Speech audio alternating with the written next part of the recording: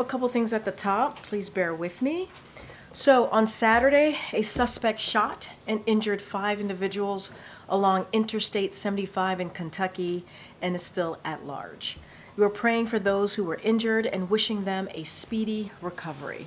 The president was briefed over the weekend and he urges residents to remain vigilant and listen to local officials as they continue to investigate. The administration is in touch with state and local officials, and federal law enforcement is supporting the local investigation and efforts to apprehend the suspects. Next, we are praying for the thousands of Americans under mandatory evacuations under orders out west. Senior administration officials are monitoring the fires, including the Line Fire in California and the Davis Fire in Nevada, and are in close touch with state and local leaders to ensure they have the resources they need. Over 7,000 federal personnel are supporting local firefighting efforts across multiple states. Residents in the affected areas should remain vigilant and heed the warnings of local officials, especially those who have been ordered to evacuate. President Biden and Vice President Harris believe that health care is a right, not a privilege, and the mental health care is health care, period. But for millions of Americans, care for mental health and substance use conditions is still hard to find and hard to afford. Today, the Biden-Harris administration is taking a step forward, changing that by placing new requirements on health plans that will improve and strengthen access to mental health care for 175 million Americans with private health insurance. For the president, it's simple. If you have a mental health crisis, you should be able to access the care that you need, the same way you access care for a broken bone or a heart attack. Addressing mental health crisis is a key priority for this president, for this administration, and the steps being taken today will dramatically expand access to mental health care in America. And finally, later this afternoon, the president will be joined by elected officials and advocates to celebrate the 31st anniversary of the Americans with Disability Act and mark Disability Pride Month. One of the president's first acts as a U.S. senator was co-sponsoring the Rehabilitation Act, which banned discrimination on the basis of disability by any entity funded by the federal government and paved the way for the Americans with Disability Act. Since taking office, President Biden and Vice President Harris have carried the same commitment to ensuring disabled Americans are treated with dignity, respect, and inclusion, are able to live and thrive in their communities. Under the president, under this administration, the Biden-Harris administration, Americans with disabilities have seen historic increases in employment and earnings, and the administration has taken significant steps to protect civil rights and promote full participation in society. And that work will continue. With that, I will turn it over to my colleague, Admiral John Kirby, who's here to take some questions on the House Foreign Affairs Committee's report released yesterday on the Afghanistan withdrawal. With that, Admiral. Good afternoon, everybody. As you saw today, House Republicans released their investigation report into Afghanistan withdrawal. This comes, of course, 2 years after their first report, and this one says little or nothing new. We've already issued comment about the one-sided partisan nature of this report, so I'm not going to belabor that right now, but I do think a brief rundown of actual facts is important. First, on the very day this administration took office, the Taliban was in the strongest position it had been in years, and the Afghan government the weakest.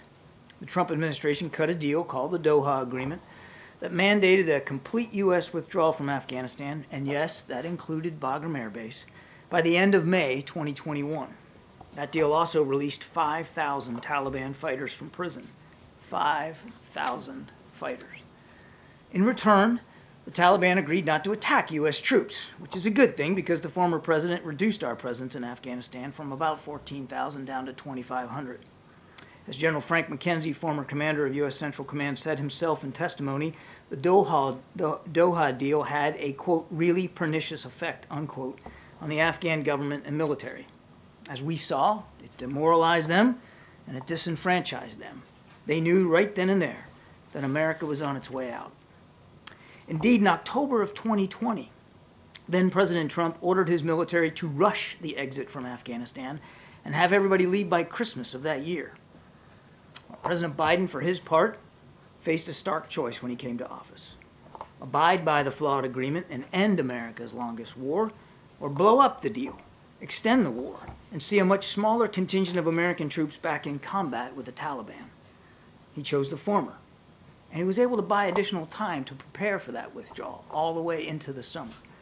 And we as a nation are safer for it. Any and every discussion about what happened in Afghanistan has to start right there. Sadly, the report does not dwell on it. Now, there's some other falsehoods, too many to mention, but a few do stand out, and I would like to tick them off if you don't mind. One, there was, in fact, planning for evacuations, planning that started in the spring of 2021 and included all the requisite agencies. In fact, the Department of Defense pre-positioned military units in the region so that once a decision had been reached to evacuate, they would be poised to respond in a timely fashion. Two, there was no fine-tuned assessment of how fast things would unfold in August of 2021. It all moved a lot faster than anyone anticipated. As the Taliban moved in, Afghan forces stopped fighting, and the Ghani government fled. As then Chairman of the Joint Chiefs of Staff, General Mark Milley said, quote, "Nothing that I saw indicated a collapse of this army and this government in 11 days," end quote. Three, there was no point in securing Bagram Air Base for use during the evacuation. Doing so would not only have required thousands of additional U.S. troops, but also would have required a dangerous trek by evacuees over Taliban-controlled territory, making the evacuation even more difficult to execute than it already was. 4, there was no handover of U.S. equipment to the Taliban. That equipment had been provided to Afghan security forces appropriately and with congressional approval over the course of 2 decades of war. That equipment was left by those Afghan forces when they surrendered or stopped fighting. And 5, there was no deception, lying, or lack of transparency by this administration, either during or after the withdrawal. We did the best we could every day to keep the American people informed of what was happening. We conducted our own after-action reports and shared those too with the public. And as I mentioned, we cooperated extensively in this investigation, and we continue to work with the War Commission. Ending wars is more difficult than starting them. President Biden knew that. He acknowledged that. But it doesn't mean that the decision to end this one was wrong, or that the withdrawal wasn't conducted as professionally and as bravely as was humanly possible given the circumstances. It doesn't mean we don't grieve and mourn with the families of those whose lives were tragically taken during the withdrawal, especially at Abbey Gate on the 26th of August of that year. And it doesn't mean that we don't still look with awe and admiration at the many thousands of men and women who waged this war over the course of 20 years. Troops, diplomats, intelligence experts, contractors, and civilian employees from this and dozens of other nations. They accomplished the mission for which they were sent to Afghanistan. They helped make us a safer nation. Sadly, 2,461 of them did not make it home. And many of those who did still struggle with the wounds of war, seen and unseen. As the President has said, we owe them and their families a debt of gratitude that can never be fully repaid. But now that the war is over, our nation can better focus on other pressing national security interests around the world. We would do well in all this partisan rancor over the withdrawal to remember that. Let me take some questions.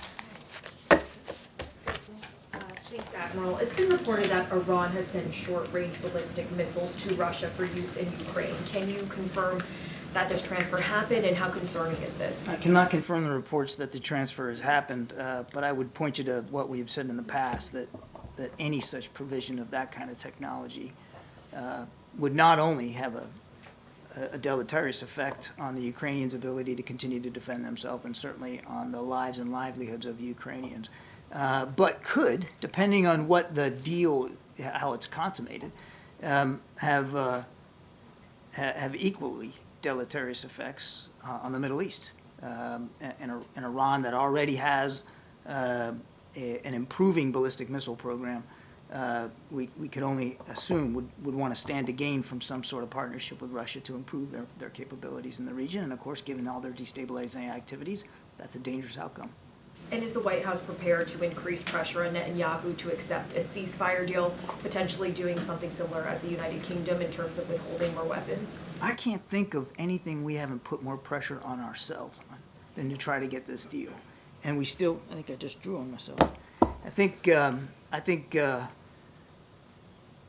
we know how urgent this is, and we're working night and day to try to see if we can get a deal in place. Hamas is the main obstacle to this right now. Thanks, Green. Thanks, Admiral. A couple of things. Firstly, on Afghanistan, so would you argue that the withdrawal is a success, or do you admit that there were failings involved in that? I'd point you to the after action report, where I think we've been very clear about the planning efforts and the execution of the plan. No plan of any operation whatsoever ever goes exactly according to the dictates by which you laid it out. Clearly, there were moments of great violence, and there were moments of mission execution that didn't go exactly the way we wanted it to go. I mean, nobody's walked away from that. But in the main, we were able to get 120,000 some odd folks out of there safely, with an airplane taking off about once every hour. And again, we've laid it all out in an after-action report that the State Department did, that the Department of Defense did, that we did here. And sorry, just very briefly on the point about Keir Starmer's visit and Gaza. I mean, is the president going to be pressing Prime Minister Starmer to perhaps reverse his decision on the arms sales, or conversely, might he be seeking some advice about about how the U.S. might do that and halt arms We're looking sales? forward to the visit. There's an awful lot to discuss. I think you can expect the Prime Minister and the President to talk about what's going on in Ukraine, what's talking about the Middle East, even in the Indo-Pacific. This isn't about twisting arms or trying to change minds. The British government has made their determination about arms provisions to Israel. We respect that. That's for them to speak to. This is about how we move together as principal allies and good friends on a range of foreign policy issues. And I think it's fair to say that that as part of this meeting on Friday, it will focus heavily on an extended agenda of foreign policy issues, expanded agenda. Thanks, Karine. Admiral, there have been requests, or there have been signals from congressional Republicans they'd like to continue this investigation into what happened in Afghanistan. Has the White House received any more requests for people to testify? Would they entertain them? I'm not aware of any additional requests for more testimony. Has anyone from the White House or the broader administration been invited to tomorrow's gold medal ceremony for the families of the 13 service members who died? There will be quite a few from the Department of Defense, both in terms of active duty admirals and generals and civilian political appointees in high leadership positions that'll be there. And on going back to sort of accountability and after action, was anyone ever held accountable by the president directly for what happened with the withdrawal in Afghanistan? And if not, remind the audience why not. We have all held ourselves accountable for the progress of the withdrawal across the administration, and it was a true interagency effort to get those 120,000 people out and to make sure we removed our diplomats and our military personnel safely. As I said, Ed, not everything went according to plan. Nothing ever does. And we mourn the loss of those 13 lives at Abbey Gate every single day here. Their sacrifice is not forgotten. But again, we hold ourselves all accountable for that.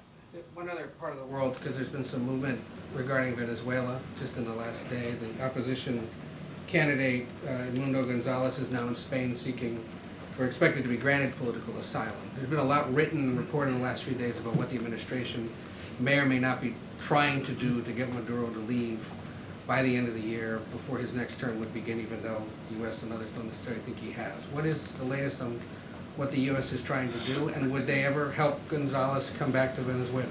I don't get into hypotheticals one way or another about Mr. Gonzalez and what his future might be. He wouldn't have had to seek political asylum if he wasn't accused of trumped-up, ridiculous charges and forced in that manner to flee his own country. What needs to happen next is Mr. Maduro needs to heed the call of the international community and, quite frankly, the Venezuelan people, and release the data so that the whole world can see what the Venezuelan people, who they voted for. and that their democratic aspirations are met. We have in the past, you've seen, levied sanctions against Mr. Maduro and his regime. I don't have any announcements today, but I can tell you we're constantly looking at what our options could be going forward, depending on the decisions that Maduro makes. And does the White House anticipate any surge in illegal border crossings or attempts to do so because of the instability in Venezuela? Haven't seen that play out. I mean, obviously, we'll watch this as closely as we can. As you well know, the numbers at the southern border have reduced and reduced significantly in the past months, but have not seen any indications of a surge coming out of Venezuela.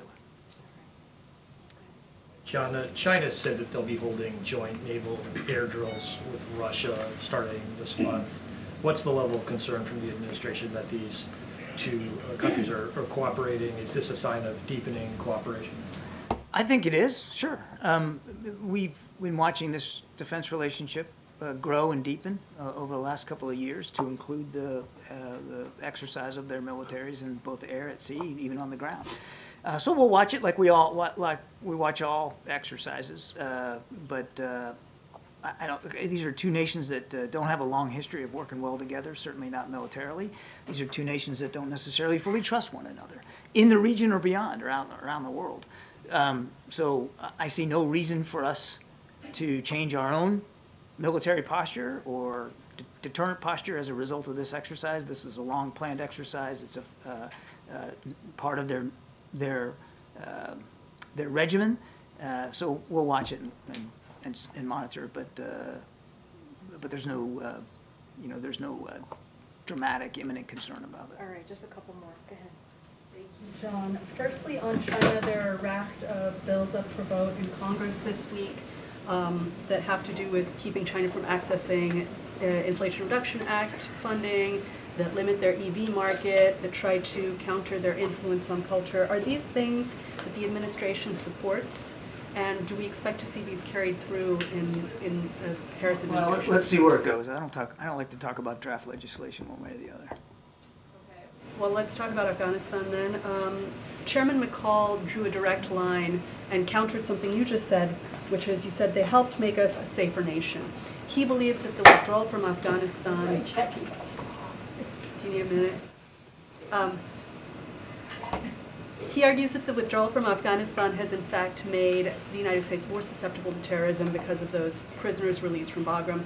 What can you say to the American people to assure them that this administration is trying to keep them safe, and how safe are they? Boy, just go on CENTCOM's website. Look at the press releases that they send every time they take out a leader of ISIS or an al-Qaeda leader.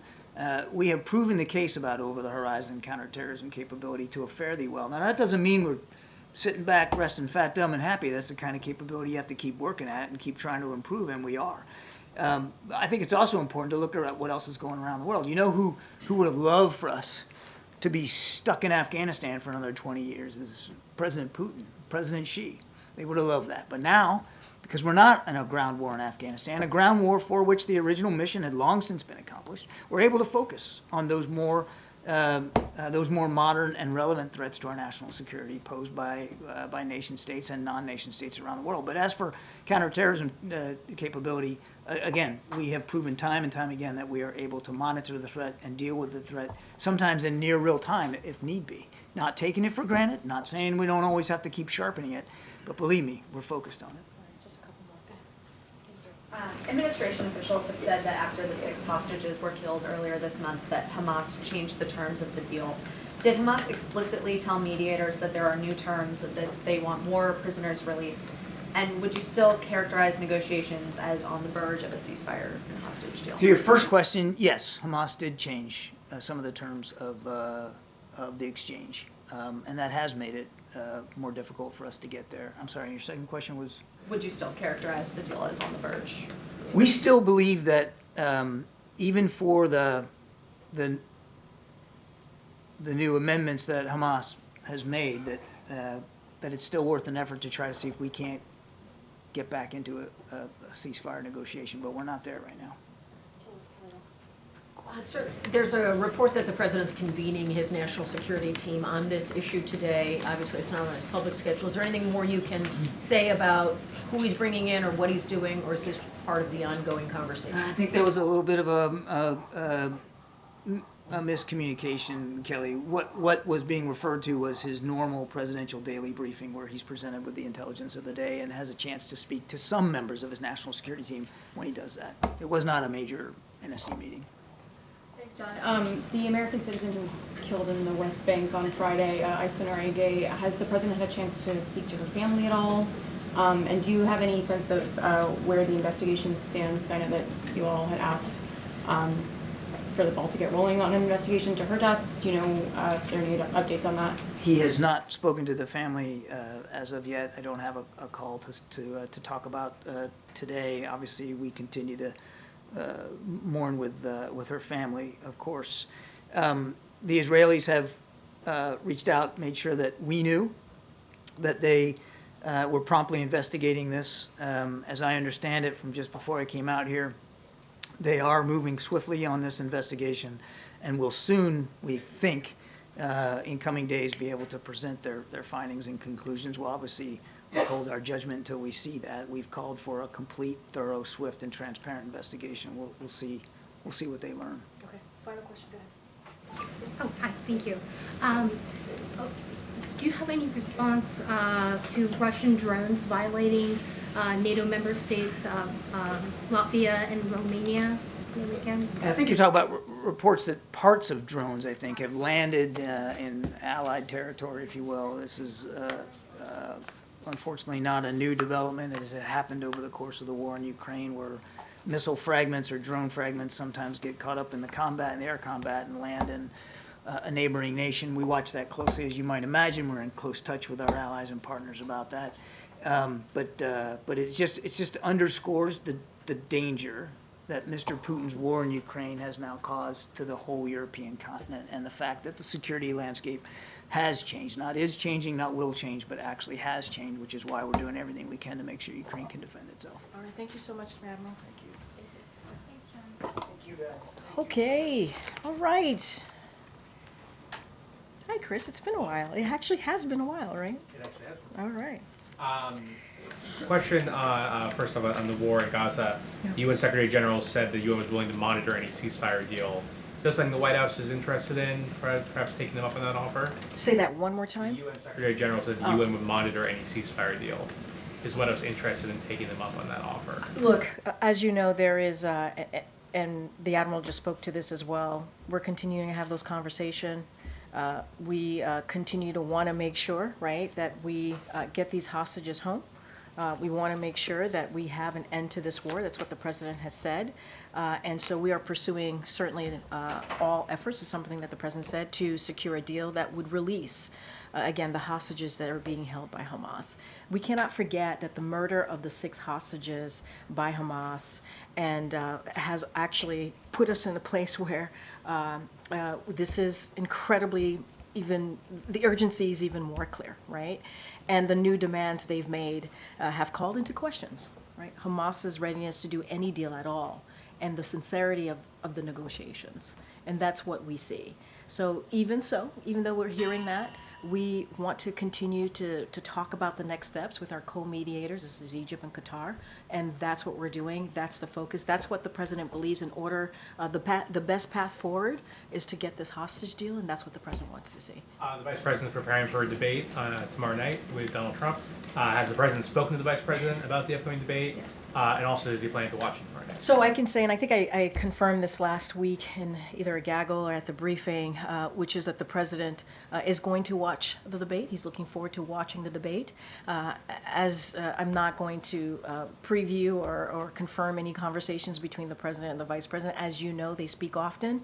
The president is incredibly proud of the vice president. I just don't have anything to share beyond that, but he will be watching. We'll be watching in New York. Yeah, what is he watching for? I mean, I'm not going to get into details, but he'll be watching. He'll be obviously supporting the vice president in her debate. I just don't have anything else to add to that.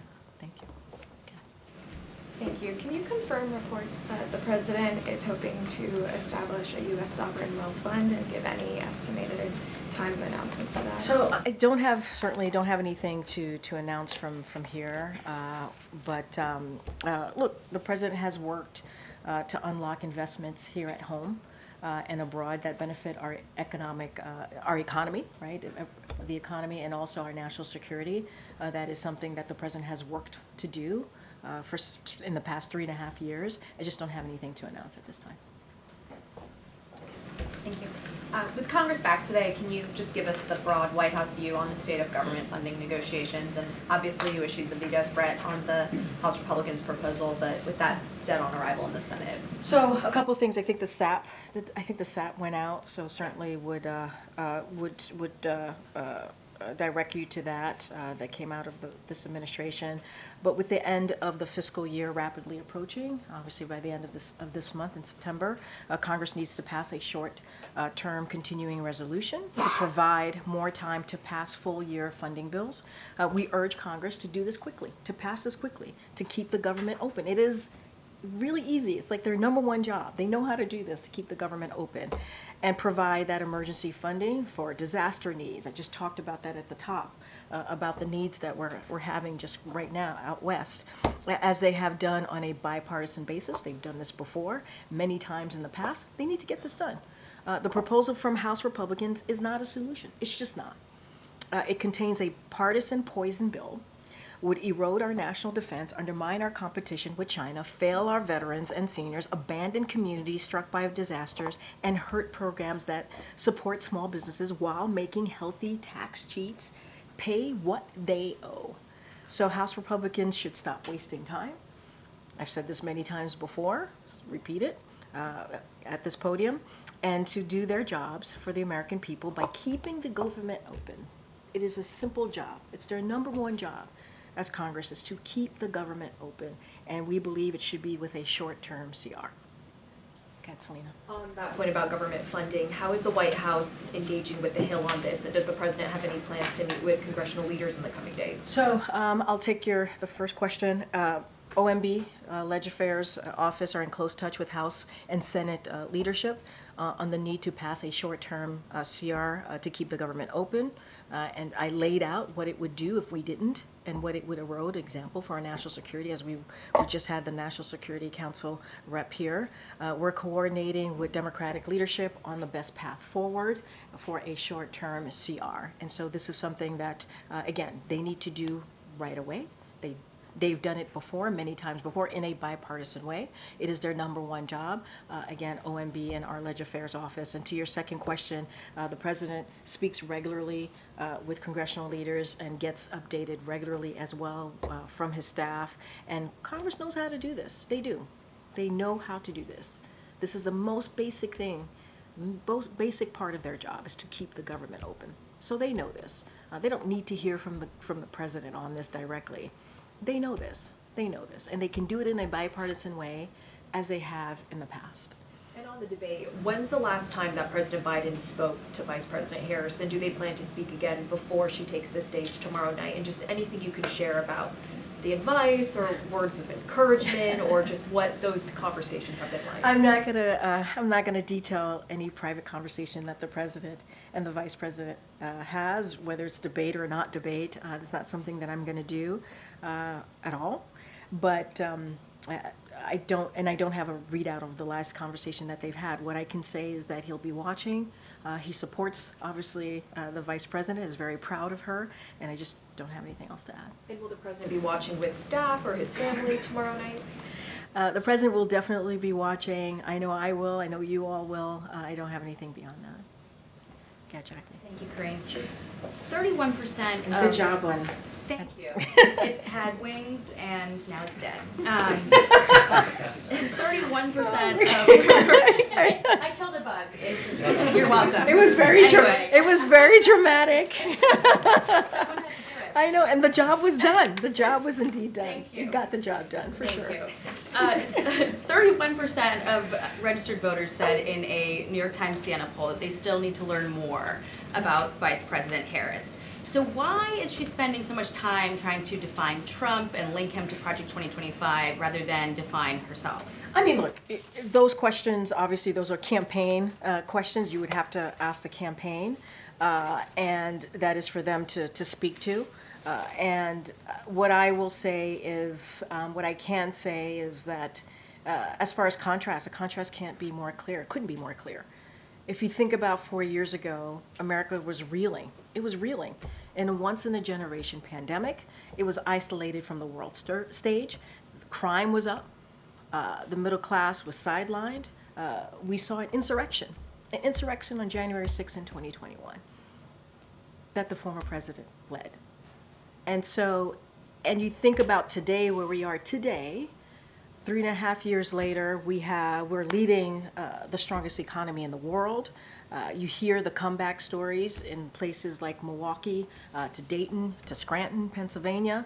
And so we have done what people said we couldn't do, which is turn the economy around, turn the country around, be a leader on the world stage. And I think it's important for Americans to know and to be reminded where we were and where we are. And look, and the president certainly agrees with her. He agrees with her, her leadership, her policy decisions. He agrees with her when it comes to making sure that, we need to make sure that we stop what Maganomics, right? When you think about the $4,000 tax hike on working Americans. You mentioned Project 2025. That's something Republicans support. Is a radical idea, a radical policy agenda. That's going to do more harm to the American people. Trump has repeatedly disavowed it, distanced himself from it. I mean, and I said Republicans. That's something that Republicans support. So this is not anymore being cast as something that Trump embraces? Let me just get that straight. I mean, look, you asked me a couple things. You asked me about the contrast, why she continues to make the contrast. You have to talk to the campaign on her strategy and how they're moving forward. I laid out for you the contrast could not be more clear where we were when we walked into this administration, when the president walked into the administration, where we are today. And that's because of this leadership of this administration, the Biden-Harris administration. Project 25 is something that Republicans, I'm not going to speak to the president, the former president on this, but that Republicans are pushing. It's a radical idea. We're talking about more radical abortion bans, cuts to law enforcement, cuts to education, repealing Affordable Care Act, and repealing the Inflation Reduction Act, which, by the way, beats Big Pharma, which is something that many elected officials tried to do and couldn't get done. The Biden-Harris administration tried to get it done. That's what I can speak to, and that's just a reality. That's what's in that agenda. That's what Republicans are pushing, and that's what I can lay out for you. To the campaign, but the campaign's not holding regular briefings. They don't have a forum, a Q&A forum like we have here, and you're the spokesperson for the Biden-Harris administration. I literally just answered your question on why the contrast could be more clear. I just answered your question about Project 25 and what it's trying to do and what Republicans are supporting. I just laid that out. I don't think it was the question I asked, but I do appreciate the answer. No, you asked me why the vice president's campaign, the Harris campaign, is not doing X, Y, and Z. I said to you, you gotta talk to the vice president's campaign, and that is, there's the hat check. I gotta be mindful to that. You know that. That is, I can't answer that question. How about I try one different way? But I can talk to contrast. You asked me about contrast, and I just laid it out. Thank you. I appreciate that. Does President Biden define Vice President Harris as a progressive Democrat? Look, the vice president has been a critical partner to this president. All you got to do is look at the record and what we have been able to do in the past 3.5 years, the Biden-Harris administration has been able to do. You think about the economy, you think about healthcare, and you think about these really important generation-changing legislation that are now laws, obviously. I just talked about beating Big Pharma. That's important. That was the Inflation Reduction Act that only Democrats voted for. Now Republicans want to repeal. They want to take that away. Taking away lowering cost for the American people. And so, to be clear, lowering cost on medical care and pharmaceutical drugs and also energy bills, right? That's two really big part of the Inflation Reduction Act. The president is not going to be labeling the vice president. She has her policies that he's in line with, that she has put forth in the past week or so. He supports her, he believes in her leadership, and that's what I can share with you. we are allowing for a contrast with Trump, but not a contrast with other Democrats. Because Senator Bernie Sanders, for instance, Yeah. said that he still views her as a progressive Democrat. He said that she's, in fact, not abandoning her ideals, but making a pragmatic play toward the center to win the election. And that sends a chill down the spine of some people who might be in the middle or to the center right, considering her, and when she's been trying to position herself as a more moderate figure now than she was in 2020, where does she stand exactly? So, first of all, the senator is going to speak for himself. That's for him to speak to. I'm not going to get into I agree or disagree with him. What I can tell you is this president believes in her leadership and believes in her bold policy agenda. That is something that the president is in line with her on, right? And we're talking about strengthening the middle class. That's what we believe her bold policy agenda continues to do. And that's important. You hear the president talking about building economy from the bottom up, middle out, and strengthening the middle class. We're in line. More economic opportunity. The president wants to see that. And we're talking about like tax cuts for working people, fighting corporate pricing gouging, lowering costs, having the wealthy pay their fair share. We're in line. We're in line with what the vice president is putting forth. Her bold policy agenda to make sure that we do not leave people behind. I'm not going to stand here and label the vice president. The senator has every right to say whatever he wants to say. What I can say is the president agrees with her bold policy agenda and her leadership. Wait, did I just call on you? Okay, let me just try and get other people. Go ahead, Karen. Go ahead, Karen. The Congressional Black Caucus today released its corporate accountability report on diversity, equity, and inclusion. It asks corporate organizations to reaffirm their commitments to DEI, update on racial equity investments, and work with the CBC to create legislative solutions that will help close the racial wealth gap.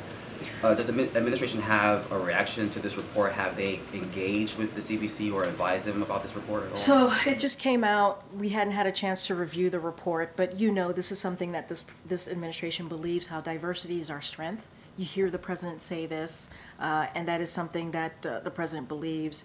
And that is true whether it's in schools, our military, or businesses. It is important. And it is true for our government.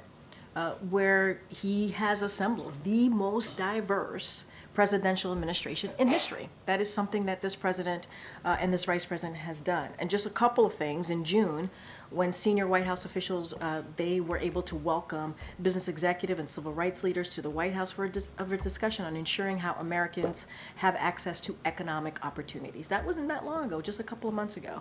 And at that event, business leaders joined civil rights leaders and congressional staff to share best practices and actions that will protect and create pathways to opportunity. So this is an administration that understands that it is important to not leave any communities behind. And I think what we've been able to show these 3.5 years, how those communities who have felt behind, like they were left behind, are now included in the process.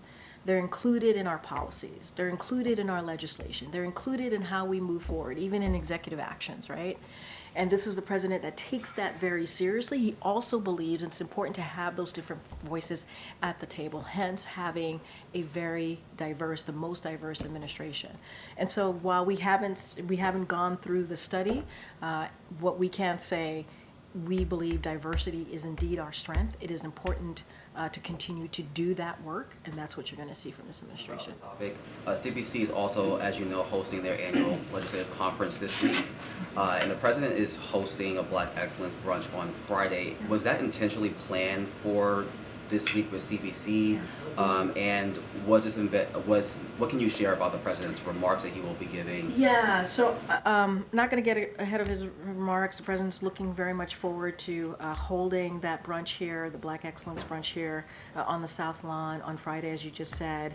But I could share a little bit just more broadly. You can expect the president to speak about the enormous contribution that Black Americans have made to this nation. You've heard the president say that before as well.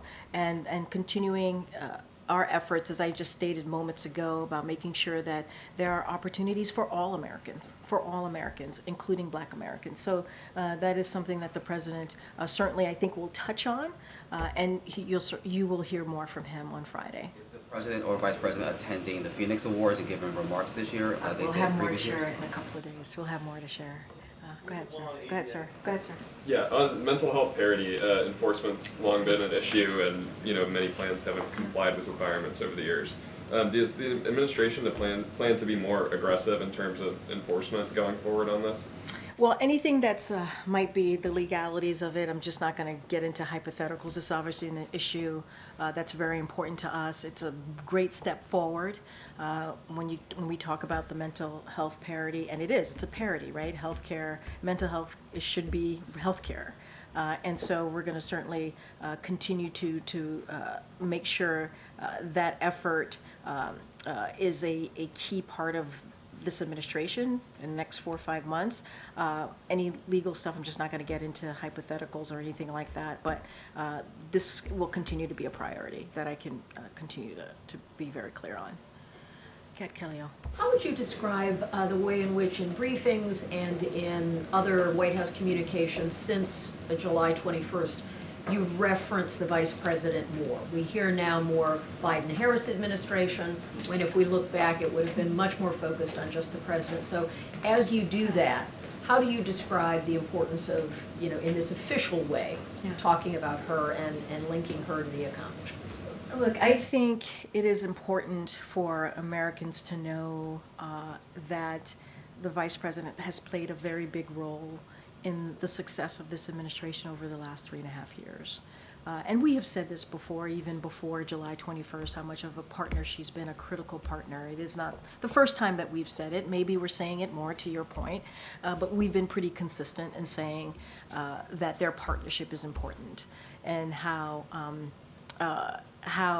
she has had even a critical role. If you think about some of these historic pieces of legislation where she was that vote, the vote that she made in the Senate, helped pass that legislation and turn it into law, the Inflation Reduction Act, for example. And so, I think it is important to note how much of a key partner that she's been. And that's something that the President wants us to do. He wants us to make clear to the American people that the Vice President Harris has been here from day one, obviously, and has had a leadership role, and will continue to do that. And do you see that as a part of her introducing herself to the country, which is something her campaign has talked about, but again, in this official lane? No, I get the official lane. Look, I don't want to get into murky waters here by getting into her own strategy. That is certainly something for her to speak to. But we want to make sure that people understand, the American people understand, that this continues to be a partnership. This is a partnership, and we've said that before. We've said that throughout the last 3.5 years, and the President respects her leadership. He respects her bold policy ideas, as I was speaking to Jackie about back and forth moments ago, and he supports that. And I think it's important for the American people to understand that, to be very clear. And that's one thing that we want to be very clear about from here. Go ahead, in the back. The Office of Management and Budget has asked federal agencies to start thinking about the transition, that regardless of where we are in a couple months and who wins, there's going to be some kind of transition. How are you all thinking about that? How is the President thinking about that, especially given, I know at the beginning of this administration, a frequent refrain from your office was we didn't have a lot of help during the transition from agencies within the government, people within the government. How are you all thinking about what you want that to look like? So let me just state this first so that folks who are watching understand, because I know you all understand this. What is happening right now is common. It is not unusual. It is something that every administration at this point, who are clearly coming to the end of their administration, have to do.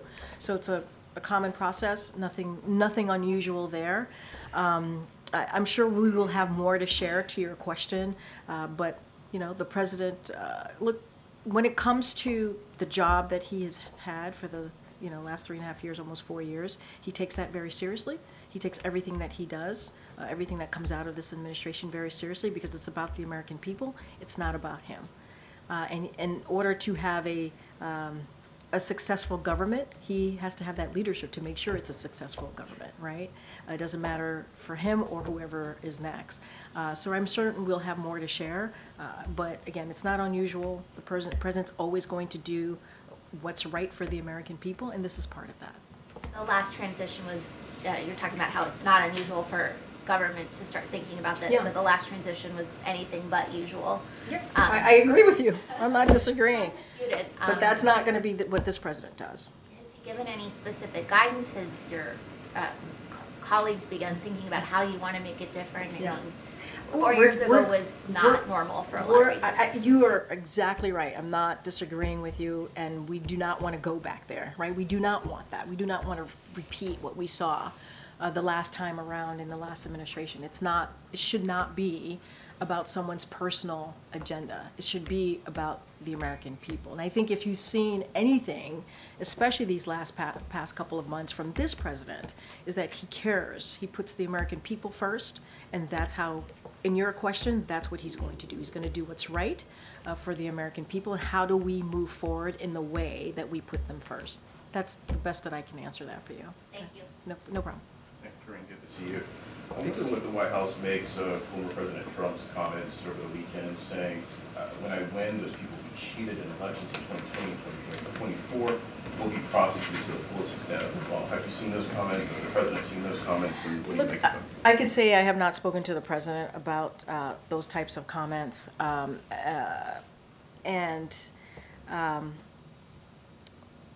Look, and I want to be careful because obviously he's saying it as in his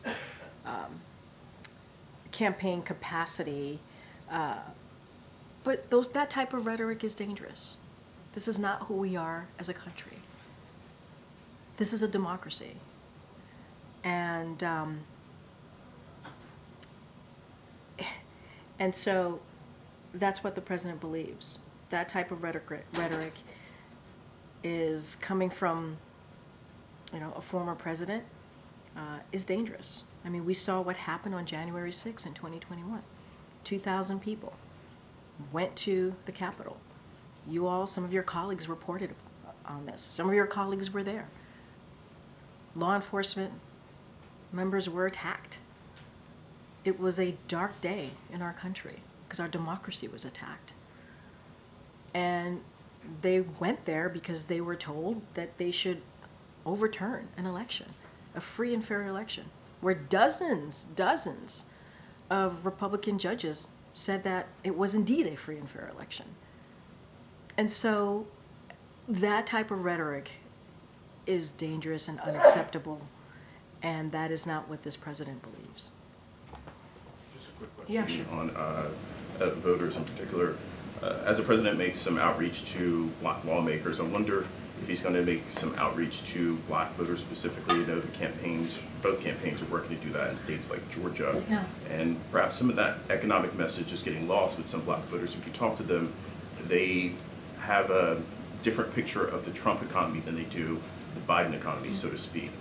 How's the president, the vice president going to talk directly to black voters about the economic issues at hand? So I got to be careful because you're asking me about a strategic play, a campaign play, when you're saying voters, black voters in particular, in your question here. So you would have to ask the campaign specifically on how they're going to do that, what their outreach is going to be. But in terms of the record I hear the question, so I just have to be really clear. We respect Hatchak, we respect the law here, so I can't speak to a strategy here, but it is what you have seen this president, this administration do, cabinet secretaries, this president, obviously the vice president in her official capacity, is that we try to go out there, right? We go out there, we meet the American people where they are.